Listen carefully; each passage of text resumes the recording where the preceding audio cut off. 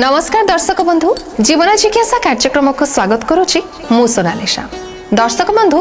कह जाए जितेबाला गोटे ग्रह भिन्न भिन्न राशि उपर चलन होता है बा चलन करि से समय कहार धन से शुभ फल मिलता है तो क्या स्वास्थ्य शुभ फल मिलता है तो भिन्न भिन्न क्षेत्र में क्या शुभ और अशुभ फल मिलता है। तेबे मे 14 तारिख रे जो बृहस्पति चलन होगापी जाऊँगी ताहा मकर राशि व्यक्ति मान स्वास्थ्य उपर किभली भावे प्रभाव पकेबे आज आम से विषय आलोचना करबा एवं से विषय अधिक शुणाई वर्तमान आम सहित अच्छा ज्योतिर्विद पंडित चित्तरंजन महापात्र। सर नमस्कार। नमस्कार। जीवन जिज्ञासा कार्यक्रम को आपनको स्वागत। तेबे मकर राशि तो मकर राशि व्यक्ति माने आमे सुनिछु तांकर अनेक किछि दिन धरिकी अनेक किछि वर्ष धरिकी जेमति तांकर शनि 7.5 चलीथिला एबे पुणी बृहस्पति चलन हेबा पई कि जाउछन्ती तो तांको स्वास्थ्य ऊपर बृहस्पति एथर की भली भाबे प्रभाव पकेबे। देखु प्रथम दरकार कि बृहस्पति होती शिक्षार कारक कर्मर कारक और स्वास्थ्यर कारक बृहस्पति। तो जो आम ये आज आलोचना करिया तो मकर राशि पर मकर राशि और मकर राशि 3 नक्षत्र विशेष मान आलोचना करवा स्वास्थ्य कथा जो प्रश्न उठेले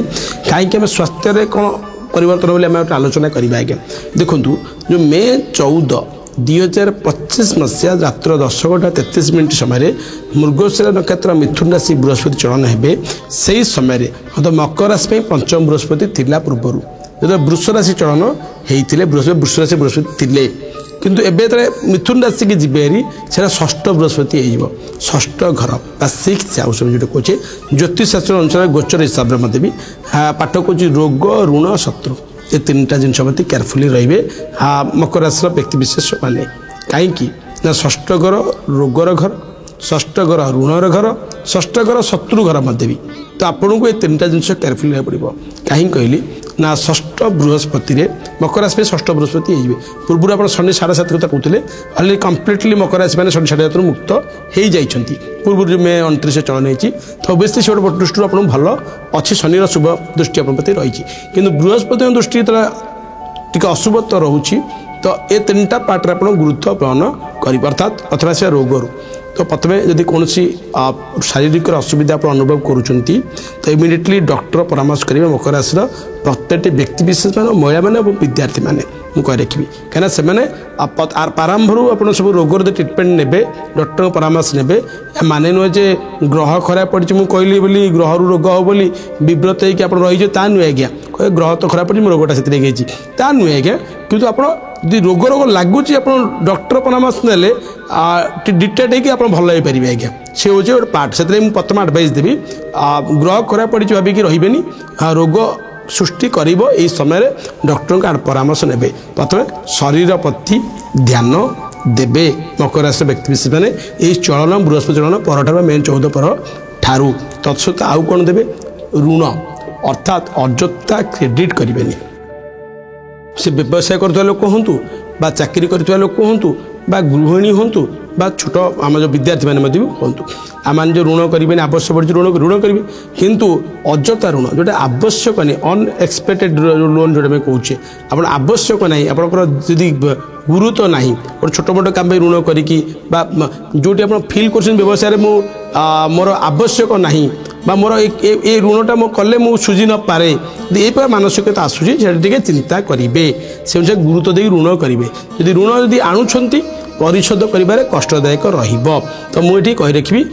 मकर राशि व्यक्ति विशेष माने एप्रति ध्यान देवे तत्सहित पूर्वर किसी ऋण आनीते बैंक बा कौन फाइनेंस कंपनी से चिंता प्रकट विषय आप टेंशन देवे तो आप हैंडल केमती करेंगे से ध्यान देवे मन जिनस रखिए। द्वितीय जिन हूँ क्या बेसी विश्वास करेंगे समय अर्थात शत्रु वृद्धि कर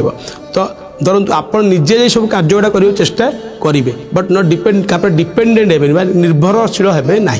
तो से निर्भरशीलता आप गोटे धोखा दे पारे कौन व्यक्ति यही समय जो बृहस्पति पर तो से ध्यान देवे बेसिकली 3टा प्रति यदि आप बेसी सतर्क रहीजे बृहस्पति चलन आप बेसी प्रभाव पकेब ना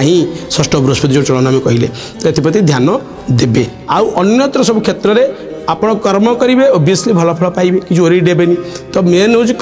कर्म ठीक से करंतु तो ये बृहस्पति चलन आप निश्चित शुभदायक रही